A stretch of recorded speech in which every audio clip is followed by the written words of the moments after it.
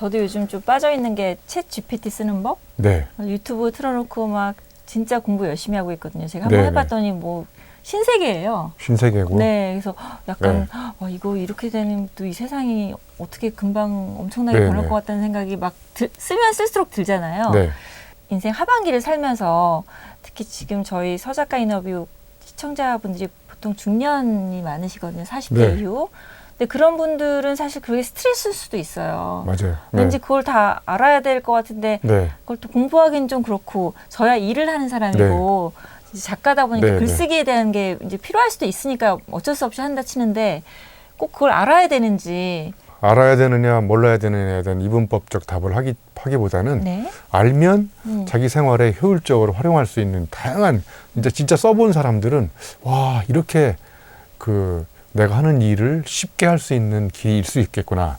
그러니까 이제 어떤 기준선까지 올라가는데 얘가 많은 데이터를 정리해주고 뭐 영어도 가르쳐주고 그죠? 맞춤법도 고쳐주고 연설문도 써주고 뭐 광고 카피도 만들어주고 자 그래서 이제 이런 것들을 활용한 걸 기반으로 나의 생각을 거기다 덧붙이고 더 수정하고 보완하고 나의 철학을 심으면 남들보다 더 빠른 속도로 더 성과 높은 일을 해낼 수 있는 가장 강력한 툴이 저는 이 챗 GPT라고 생각해요. 그래서 여러분이 전혀 안 쓰셔도 여러분의 삶에 진짜 별 지장은 없을 수 있지만 쓰면 여러분의 삶은 훨씬 더 지금보다 윤택해질 수 있다고 생각해요. 네. 근데 이렇게 인공지능 시대에는 뭐 직업도 많이 바뀐다고 하잖아요. 네.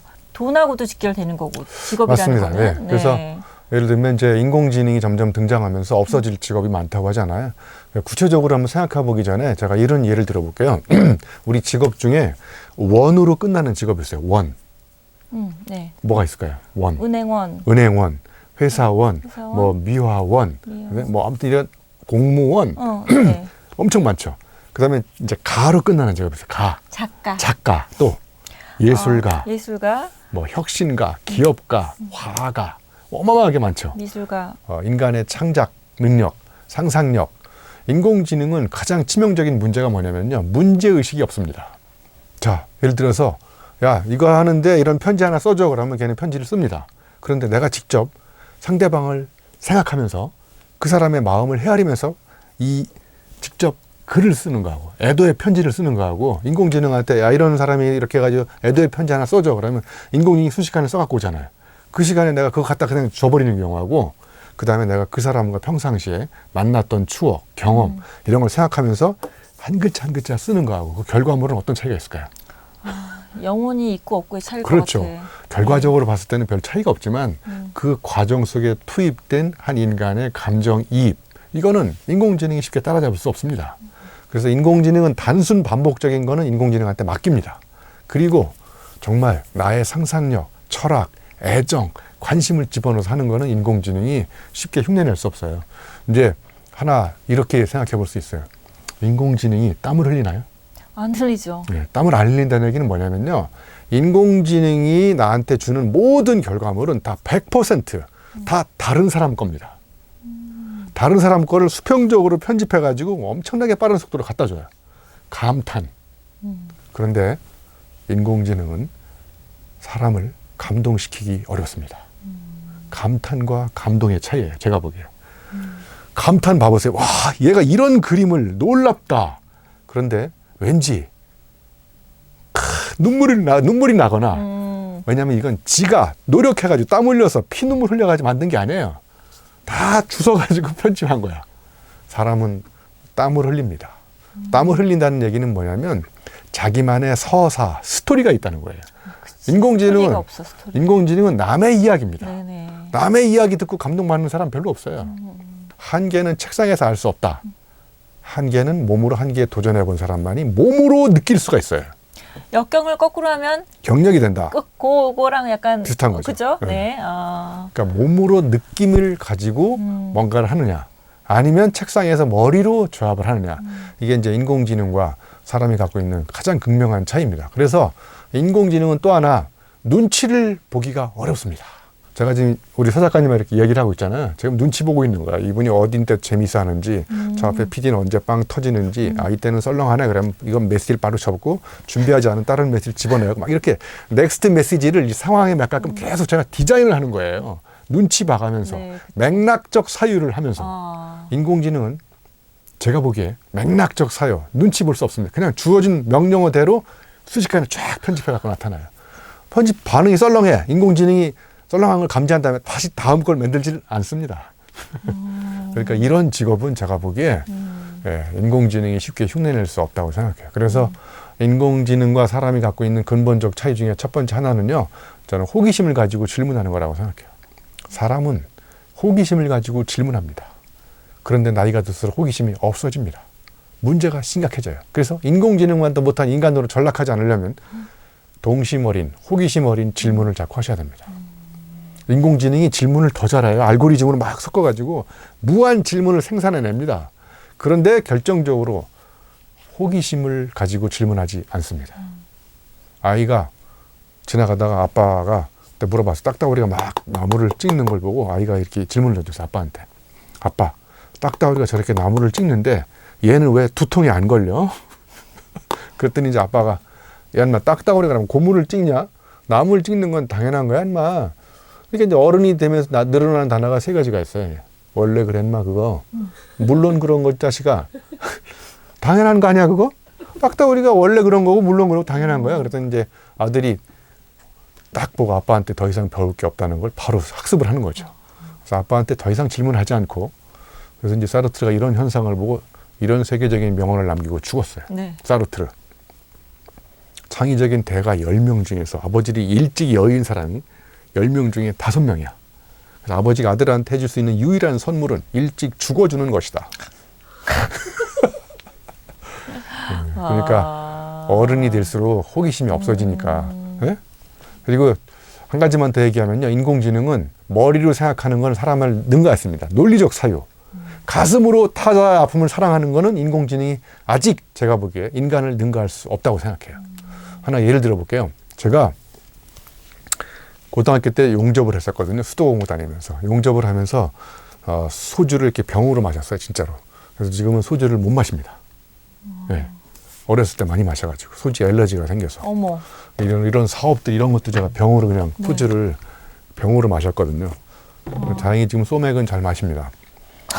다행이네요. 네. 교수님. 네. 그러면 이제 서 작가님하고 저하고 삼겹살 구워 먹으면서 네. 서 작가님은 소주를 잘 드시고 네. 저는 옆에서 이렇게 물만 먹고 있어. 소주를 못 마셔. 별론데 그럼. 그러면 서 작가님 기분이 어떠세요? 기분이 좋으세요? 저도 안 먹을 기분이 별로 안 좋죠. 안 좋고, 재미가 없잖아요. 재미가 없고 마음이 아프시잖아요. 네네. 가슴이. 자, 여기서 중요한 포인트입니다. 타자의 아픔을 가슴으로 사랑하는 능력. 이게 인공지능이 쉽게 흉내낼 수 없습니다. 인공지능은 머리로 계산합니다. 이해타산을 따져. 사람은 이해타산을 따졌는데 손해가 됨에도 불구하고 타자의 아픔이 포착되면 몸을 던져서 그 아픔을 치유하려고 합니다. 자, 그럼 서 작가님은 지금부터 이런 이제 상상력을 발휘하는 거죠. 아, 교수님이 소주를 액체로 못 마시는구나. 그러면 교수님을 소주를 마시게 하는 방법은 없을까? 밤잠을 안 자고 이제 막 그 아이디어를 내는 거예요. 맞아. 좋은 아이디어가 떠올랐다. 아, 교수님이 액체 상태로 못 마시니까 기체 상태로 코로 흡입하게 가습기를 하나 개발해서 이 기체 상태로 소주가 이렇게 코로 들어가게. 그래서 소주 가습기를 개발하게 된 거예요. 이걸 틀어놓고 주무시면 그 이튿날 출근이 불가능한. 응? 그러니까 범죄인데 이 정도면. 네. 네. 그러니까 소주 가습기를 개발하는 거는 머리 좋은 사람이 개발하지 않고 소주를 못 마시는 사람인데 아픔을 사랑하는 사람이 밤잠을 설치고 소주 가습기를 개발합니다. 예를 들면 이런 소주 액체 시장만 있다고 생각하는데 기체 시장이 있다는 놀라운 아이디어는 어디서 나오느냐? 머리 좋은 사람이 내지 않습니다. 소주를 너무 사랑하는 사랑하는 마음에서. 사람은? 네. 네. 꼭 소주여야 돼. 저 같으면 교수님 오늘 와인을 한잔 하시죠. 네. 이렇게 하면 될 것을 굳이 이렇게 소주 네. 기체까지 만들 필요가 있을까 싶긴 한데. 그럼 하나만 더 얘기해 볼게요. 네. 거실 청소하기 힘드세요? 힘들죠. 힘들죠. 네. 이래 청소하기 귀찮은 여성들의 아픔을 가슴으로 사랑하는 사람이 세계 최초의 혁신적인 청소를 기계를 개발했어요. 이 아이들이 이렇게 겨다니잖아요. 겨다닐 때 여기다 걸레를 까는 거예요. 이렇게 손이 여기 다 걸레야. 네. 이게 겨다니면 이제 거실이 청소가 돼. 그래서 50평에다 아이 2명만 풀어놓으면 이게 거실이 바로 청소가 돼.